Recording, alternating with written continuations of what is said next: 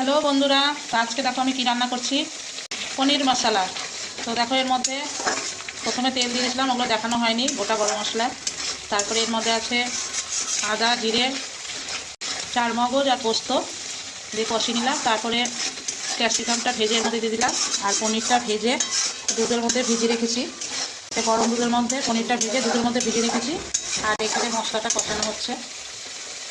আর কস্তুরি মেথিটাও দিয়ে দিলাম, একটু লবণ দিয়ে দিলাম, একটু মিষ্টি দিলাম। আর এই পনির মশলাটা আমার দুই ছেলের ফেভারিট, খুব ভালোবাসে।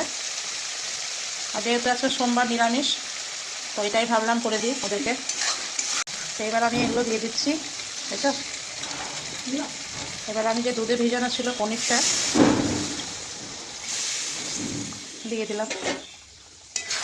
আর এটা গরম দুধে দিলে পারে দেখো বন্ধুরা, পনিরটা কেমন ফুলে উঠেছে। এটা ফুটতে থাকুক। তো দেখো আমাদের পনির মশলাটা হয়ে এসেছে। এবার আমি একটু গরম মশলা দিয়ে দিলাম।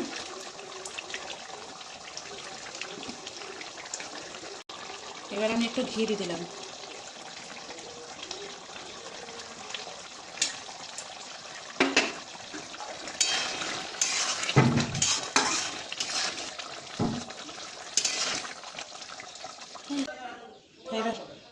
এবার এবার নামিয়ে নিলাম এগুলো।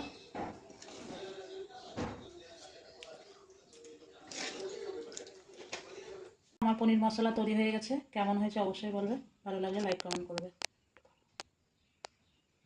গরম গরম পনির মশলা কেমন হয়েছে।